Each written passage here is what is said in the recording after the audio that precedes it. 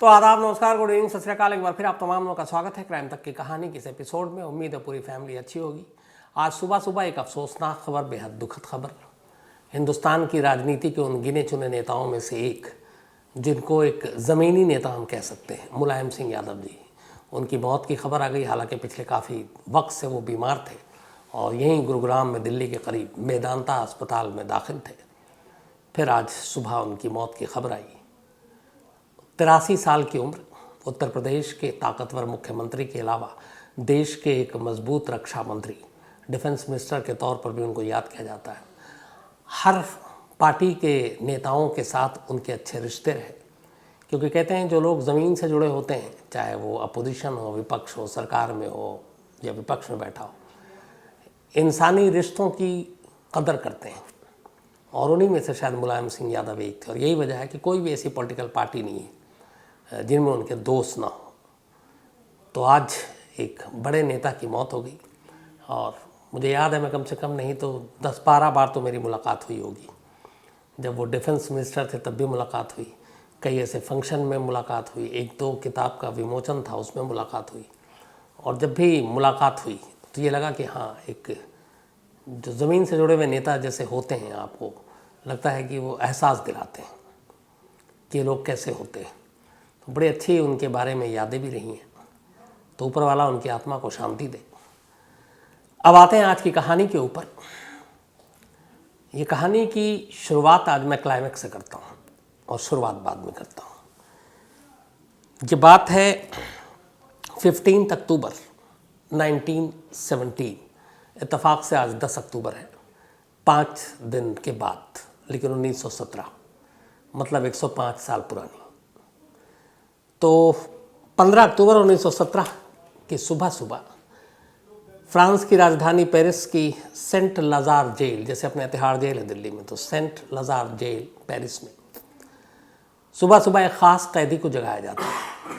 ये कैदी कोई और नहीं बल्कि एक बेहद खूबसूरत एक डांसर, और जिसकी खूबसूरती के चर्चे हुआ करते थे। और उम्र उस वक्त 1917 में 41 साल थे सिर्फ। सुबह सुबह उठाया गया और कहा गया कि चलिए अब आपके चलने का वक्त आ गया है। 2 खत लिखने की इजाज़त थी उस सुबह, क्या आप 2 खत लिख सकते हैं, 2 पत्र लेटर। उन्हें कागज़ कलम दिया गया, वो ख़त लिखा। फिर कहा गया कि आपको इतना वक्त है तैयार होने के लिए। बाकायदा वो फिर तैयार हुई। उन्होंने हैट पहना, ओवरकोट पहना, और इसके बाद बाहर एक आसमानी रंग की गाड़ी थी, उसमें 2 नन थीं, इसके अलावा वकील था।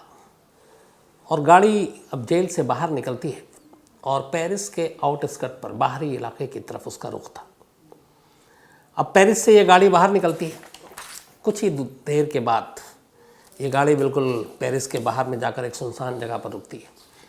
लेकिन वो जगह ऐसी थी जहाँ पहले से तैयारी हो चुकी थी। वहाँ पे बहुत सारे लोग थे, लेकिन सारे आर्मी के थे। एक लाइन में 12 फायरिंग स्क्वाड के लोग खड़े हुए थे, मतलब जिनको गोली मारनी थी। वो 12 के 12 खड़े थे वहाँ पे। एक वहाँ पे रिलीजियस वो भी थे, पास्टर या फिर आप कहें फादर, तो वहाँ पे वो भी मौजूद, डॉक्टर भी मौजूद, वकील भी मौजूद। पास में एक खंबा बनाया गया था। उस खंबे से अब इस लेडी के हाथ बांधने थे दोनों, और आँखों पर पट्टी बांधनी थी। लेकिन ये पहले पूछा जाना था, क्या आप इसके लिए तैयार हैं?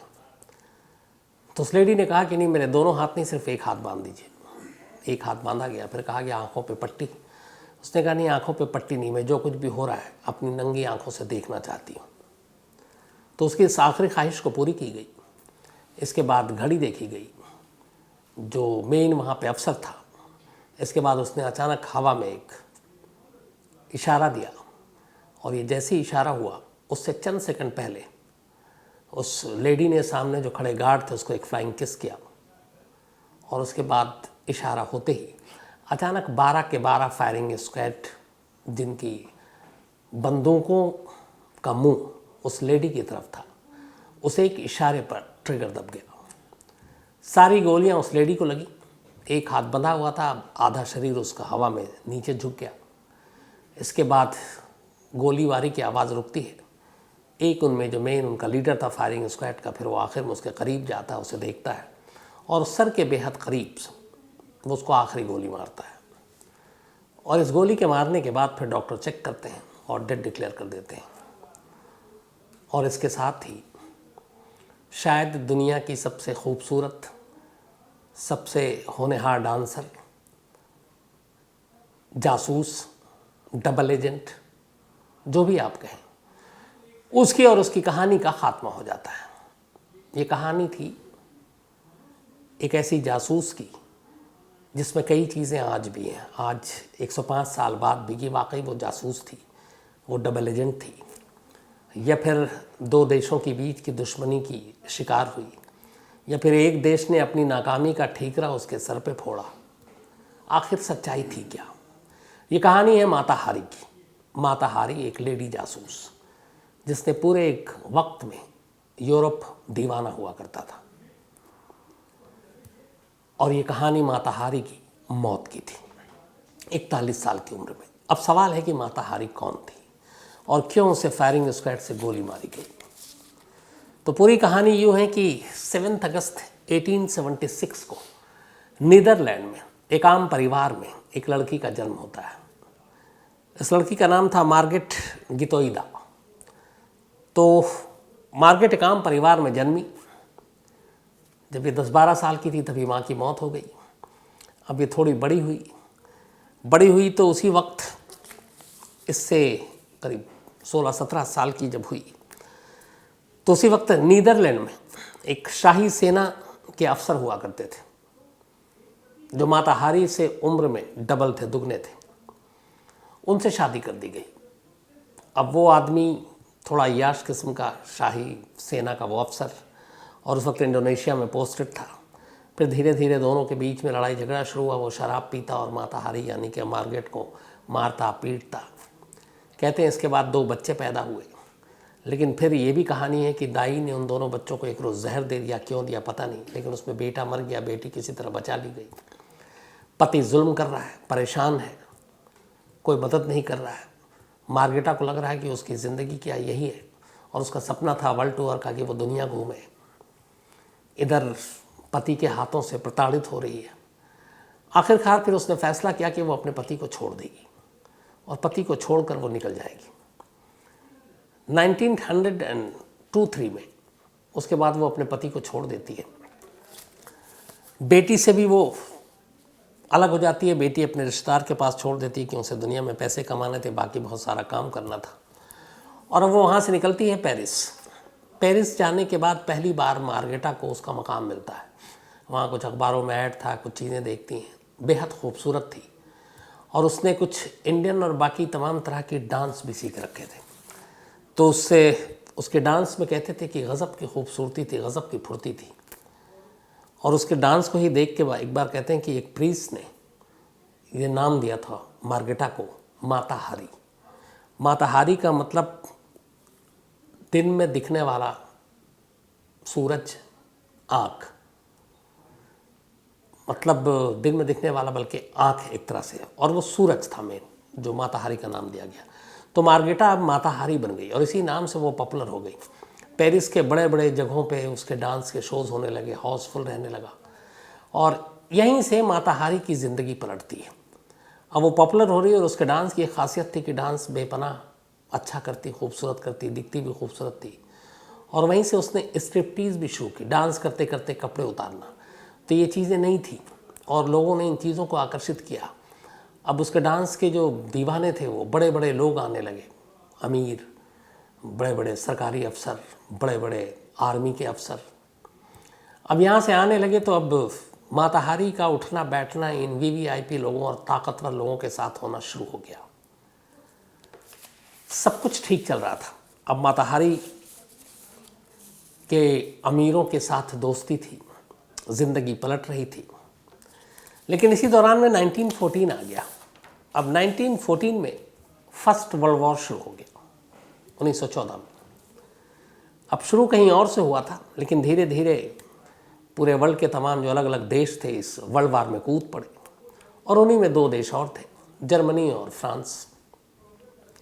अब जर्मनी और फ्रांस के बीच में भी लड़ाई शुरू हो गई वर्ल्ड वॉर के नाम पर। 30 अगस्त 1914 को जर्मनी ने फ्रांस की राजधानी पेरिस पर बम से हमला कर दिया। अब पेरिस पर जब बम गिराया तो ये फ्रांस के लिए बड़ा चौंकाने वाला था। हालांकि इस बमबारी में बहुत ज़्यादा जान नहीं गई, लेकिन शौक था बहुत ज़्यादा उनको, मतलब एक तरह का हैरत हो गए में पड़ गए थे कि ये जर्मनी कैसे पेरिस पे बमबारी कर सकता है। इसके बाद फिर कहानी ये है कि उस वक्त आमतौर पर रात के अंधेरे में बमबारी हुआ करती थी प्लेन से। तो कुछ चीज़ें थी, नक्शा हुआ करता था पायलट के पास कि इस नक्शा है यहाँ पे डालो, कुछ रोशनी हुआ करती थी। तो जब ये पेरिस पे बमबारी हुई तो उसके बारे में बाद में खुलासा हुआ था कि उस वक्त फ्रांस की सरकार ने ये तय किया था कि पेरिस जैसा ही एक दूसरा ठीक नकली डुप्लीकेट शहर उससे कुछ दूरी पर बनाया जाएगा, सिर्फ इसलिए ताकि जितने बम पेरिस के नाम पर गिरे वो उस नकली पेरिस पर गिरे, और सेम उसी तरीके का जिस तरीके का सब पेरिस बसा हुआ है, जो उसकी पूरी भूगोल है, जिस तरीके का नक्शा है, वैसे ही एक डुप्लीकेट शहर वहाँ से कुछ दूरी पर, ताकि असल में बमबारी वहाँ हो और पेरिस जो ओरिजिनल है वो सही सलामत रहे। तो खैर पेरिस के ऊपर बमबारी हुई, उसका जर्मनी और फ्रांस दोनों लड़ते रहे, दुश्मन हो गए। अब यहीं पे माता हारी की कहानी शुरू होती है। कहते हैं कि इस फर्स्ट वर्ल्ड वॉर के बाद अलग अलग तमाम देश गुट बना रखा था। अब उसमें माता हारी की खूबसूरती, उसकी खूबसूरती के दीवाने जो कि हर फील्ड में थे, आर्मी में भी थे, उसका फ्रांस ने इस्तेमाल करने का फ़ैसला किया। उसने कहा कि तुम्हारे फ्रेंच के अलावा जर्मन में भी उसके दोस्त थे, क्योंकि वो जर्मन में भी कई ऐसे डांस करती, वहाँ के कई ऐसे लोग थे उसके जानने वाले। तो अब जर्मन आर्मी से खबरें निकालनी है, उसके लिए फ्रांस ने माता हारी का इस्तेमाल करना शुरू किया। अब वो निकाल कर देने लगी। इधर जो जर्मन के लोग हैं उन्हें लगा कि ये फ्रेंच है, पेरिस में रहती है, इसके फ्रांस के लोगों के साथ अच्छे उठना बैठना है, दोस्ती है। जर्मनी ने उससे कहा कि तुम हमारे लिए कुछ इन्फॉर्मेशन दो। अब कहते हैं माता हारी ने जर्मनी को फ्रांस की जानकारी दे दी। इसी दौरान में ब्रिटेन को शक हो गया कि माता हारी जो है वो एक तरह से डबल एजेंट है, अलग अलग देशों की मुखबरी कर रही है। अब ये जब सारी चीज़ें हुई, इसी बीच में हुआ ये कि फ्रांस लगातार जर्मनी के आगे कमज़ोर हो रहा था। पेरिस पे बम धमाका हो ही चुका था और उसके बाद अब जंग में नाकाम हो रहा था, वर्ल्ड वार में बुरी तरीके से। तब हुआ कि क्या किया जाए। बहुत सारी अलग अलग उन्होंने कोशिशें की। वहाँ की आर्मी के जनरल, वहाँ की कमान जिनके हाथ में थी, उन लोगों के ऊपर ये सारी चीज़ें सवाल उठे। तब उन्हें एक बलि का बकरा चाहिए था। कहानी ये है। तब इसमें माता हारी का अब तक नाम आ चुका था कि ये ब्रिटेन ने भी डाउट डाल दिया कि वो जर्मनी के लिए करती है, जर्मनी को डाउट था कि वो फ्रांस के लिए करती है और पैसे के लिए करती है। हालांकि जितने इल्ज़ाम लगे कभी इसके ऊपर कोई सबूत नहीं मिला। लेकिन एक टेलीग्राम का एक मजमून था जो एक फ्रेंच अफसर ने, एक फ्रेंच सेना के शख्स ने जब उसको आम किया तो पहली बार माता हारी के बारे में ये कहा गया कि ये असल में एक जासूस है और फ्रांस में रहकर फ्रांस के ख़िलाफ़ गद्दारी कर रही है और जर्मन को ये सूचनाएं और जानकारी लीक कर रही है, बेच रही है पैसे लेकर। तो यहाँ से अब ये हुआ। लेकिन इसके बारे में कि क्या सूचनाएं दी, कौन सी ऐसी आर्मी की जानकारी दी है, किसी को पता नहीं। तो हवाई बातें थी, लेकिन किसी को बलि का बकरा बनाना था, किसी को मोहरा बनाना था। और इसी के बाद अब माता हारी की तलाश शुरू कर दी गई। माता हारी को कुछ लोगों ने बताया कि तुम्हारे खिलाफ साजिश हो रही है, तो तुम देख लो। अब माता हारी इधर से उधर छुपने की कोशिश कर रही है। लेकिन आखिरकार फरवरी 1917 में एक पेरिस के ही लग्जरी होटल में माता हारी ठहरी हुई थी। किसी ने मुखबरी कर दी। वहाँ पे फ्रांस की आर्मी पहुँचती है, फ्रेंच, और उसके बाद जाकर माता हारी को 1917 फरवरी के मंथ में गिरफ्तार कर लेती है। अब फरवरी में ये गिरफ्तारी हुई थी। गिरफ्तारी के बाद माता हारी के ऊपर मुकदमा चलता है। करीब 5 महीने तक मुकदमा चलता है और इस 5 महीने में माता हारी पर अब जो इल्ज़ाम लगा वो बेहद सनसनीखेज था। वो ये था कि माता हारी की मुखबरी या माता हारी की जासूसी की वजह से करीब 50,000 फ्रेंच के जो आर्मी के लोग हैं, जो सिपाही हैं, जो फौज है, उनकी जान गई। तो एक तरह से 50,000 लोगों की मौत का गुनहगार माता हारी को ठहराया गया। लेकिन इन 50,000 लोगों की मौत की जिम्मेदार वो कैसे है, इसके बारे में डिटेल कोई एविडेंस, कोई प्रूफ नहीं दिया गया। सिर्फ और सिर्फ यही था कि माता हारी ने जर्मन के साथ मिलकर फ्रेंच के इन्फॉर्मेशन को यहाँ से लीक किया, जिसकी वजह से जर्मन के ऊपर अटैक हुए, बमबारी हुई और जर्मन को इस सेकेंड वर्ल्ड वॉर के जंग में बहुत नुकसान हुआ। और फिर ये भी कहा गया कि पता नहीं और भी ऐसे कितने देश हो सकते हैं जिसके लिए माता हारी ने काम किया हो। तो इल्ज़ाम तमाम थे, आज भी उसको लेकर बहस होती है, लेकिन पुख्ता सबूत कोई भी नहीं था। तो करीब 5 महीने तक ये मुकदमा चला और ये मुकदमा उस वक्त सुर्खियों में था, इसलिए कि माता हारी की जो तस्वीरें थी, माता हारी की जो खूबसूरती के चर्चे थे, उनके जो डांस की बातें हुआ करती थी, उसको लेकर पूरे यूरोप में माता हारी का एक नाम था। और ऐसी ये खूबसूरत माता हारी को एक जासूस के तौर पर अब सामने रखा गया। 5 महीने तक मुकदमा चला और ये भी कहते हैं कि ये मुकदमा वन साइडेड था, एक तरफा था। इसमें माता हारी को पूरी तरह से अपना डिफेंड करने का मौका नहीं दिया गया। जो वहाँ के बड़े सीनियर अफसरों ने फ्रेंच कहा वही सब कुछ हुआ। और इस 5 महीने के मुकदमे के बाद आखिरकार 15 अक्टूबर 1917 को, जो मैंने आपको शुरुआत में बताया था कि जेल से निकाला गया, और जेल से निकालने के बाद माता हारी को जो सजाए मौत दी गई थी तब यही था कि फायरिंग स्क्वाड के थ्रू गोली मारी जाती थी। तो 5 महीने के मुकदमे के बाद फरवरी में गिरफ्तारी हुई थी। 1917 में ही अक्टूबर में माता हारी को 12 फायरिंग स्क्वाड के लोगों ने गोली मार दी। इसके बाद बात आई गई होगी, बरसों बीत गए। बाद में ये कहा गया, माता हारी के ऊपर एक जो पूरी उसकी ज़िंदगी की कहानी को लिख रहे थे, जिन्होंने पूरा रिसर्च किया, कि अगर उन 5 महीनों में इस मुकदमे का फैसला ना आता तो शायद फ्रेंच गवर्नमेंट माता हारी को माफ़ कर देती, क्योंकि उनके ऊपर दबाव था। और दबाव ये भी था कि माता हारी के ख़िलाफ़ कोई पुख्ता सबूत नहीं था एक जासूस होने का। लेकिन हुआ ये कि उस वक्त जो सरकार में थे, और उस वक्त ख़ासतौर पर जो सेना के लोग थे बड़े ओहदे पर, उन्हें चाहिए था एक मोहरा, एक बलि का बकरा, क्योंकि जंग में वो हार रहे थे। जर्मनी पेरिस तक पर बमबारी कर चुकी थी, नाकामी का ठीकरा उनके सर पर गिर रहा था। तो उन्हें लगा कि कोई ऐसा हो जिसके कंधे पर रखकर हम सब कुछ अपने आप को बचा लें और कहें कि देखो हमने तो पूरी कोशिश की, हमारी तो तैयारी पूरी थी, लेकिन हमारे घर का भेदी ही एक ऐसा शख्स था जिसने दुश्मनों को सारी जानकारी दी, और उस इन्फॉर्मेशन की वजह से हमारी ताकत कमज़ोर हुई, और ये बलि का बकरा या मोहरा कोई और नहीं बल्कि माता हारी बनी, और इसीलिए माता हारी की सज़ाए मौत दी गई। अब जीते जी माता हारी के लाखों दीवाने थे, लेकिन यहाँ अफसोस की बात ये देखिए कि जब गोली मारी गई माता हारी को, उसके बाद माता हारी की अब लाश वहाँ पड़ी रही। उसके बाद लाश को वहाँ से उठाकर पेरिस मेडिकल कॉलेज ले जाया गया। अब वहाँ इंतज़ार किया गया कि माता हारी की लाश को कोई क्लेम करेगा, उसका अपना रिश्तेदार, हो सकता है उसका पहला पति या कोई और, लेकिन कोई नहीं आया माता हारी की लाश को क्लेम करने के लिए। जब कोई नहीं आया तो आखिर में यह तय हुआ कि माता हारी की लाश को मेडिकल के स्टूडेंट्स की स्टडी के लिए दे दिया जाए, और माता हारी की लाश पेरिस मेडिकल कॉलेज के मेडिकल के स्टूडेंट्स की स्टडी या पढ़ाई के लिए वो तोहफे में दे दिया गया कि चलो आप इस लाश से कुछ सीखो इंसानी ज़िंदगी के बारे में। तो ये थी माता हारी की कहानी, दुनिया के कहते हैं सबसे खूबसूरत जासूस में से एक। हालांकि फिर वही दूसरी बात भी कि वो वाकई जासूस थी कि नहीं, ये आज भी एक बहस का मुद्दा हो सकता है। तो खैर आज कहानी में इतना ही। अब कहानी ख़त्म करूं उससे पहले आज श्रुति सिंह, इनका जन्मदिन है, तो हैप्पी बर्थडे श्रुति। ये बिहार से हैं लेकिन इस वक्त बेंगलोर में स्टडी कर रही हैं, तो ऑल द बेस्ट। साथ ही कंचन भुपारिया, इनका भी आज जन्मदिन है, तो हैप्पी बर्थडे कंचन जी। और कमल उनकी मम्मी हैं ये। साथ ही राहुल कोहली का भी आज बर्थडे है, तो हैप्पी बर्थडे राहुल। इसके अलावा संतोष गुप्ता, हैप्पी बर्थडे संतोष। निकुंज जैन, इनका भी आज जन्मदिन है, हैप्पी बर्थडे निकुंज जी। और ये आदिति जैन ने भेजा है। जोहान का भी आज जन्मदिन है, तो हैप्पी बर्थडे जोहान। और ये रूबी खान और नौशाद खान के बेटे हैं। साथ ही कंचन राजपूत, इनका भी आज बर्थडे है, तो हैप्पी बर्थडे कंचन। और कुंदन सिंह ने भेजा है।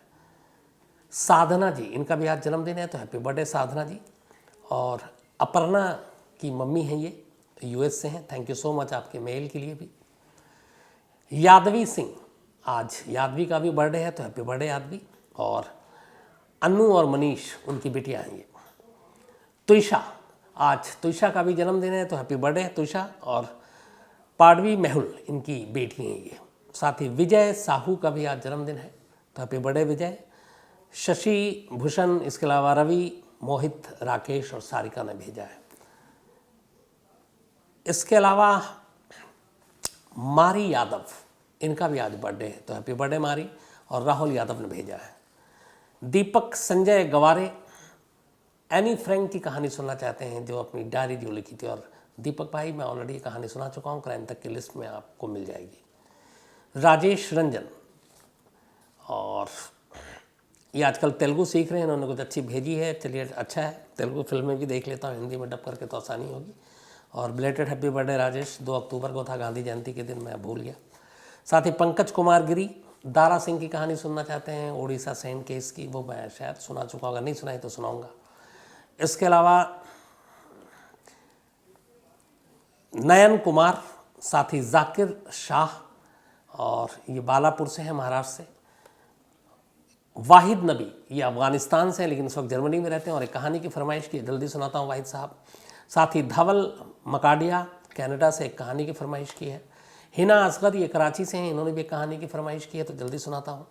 मनीष मेर, इसके अलावा संदीप, रिजू एंड आशी, और ये तमाम लोगों ने उस दिन जो लव स्टोरी की कहानी सुनाई थी, कैसे वो इंडिया से सीधे यूरोप तक साइकिल से पहुंच गया, उसके ऊपर अपनी राय दी। Thank you so much. Prafulla Lal हैं, इसके अलावा आकाश थापा हैं, एक कहानी की फरमाइश की है। साथ ही बिकी प्रताप, ये उड़ीसा से हैं लेकिन इस वक्त बेंगलोर में है, एक कहानी की फरमाइश की है शायद। अक्षय महंतो, ये इन्होंने भी एक कहानी की फरमाइश की। और रमेश देश पांडे, एक कहानी की फरमाइश की, और थैंक यू सो मच आपके इस मेल के लिए। तो आज कहानी में इतना ही। अब आपसे मुलाकात होगी कल रात 9 बजे किसी नई कहानी के साथ। तब तक अपना ख्याल रखिएगा। Thank you very much.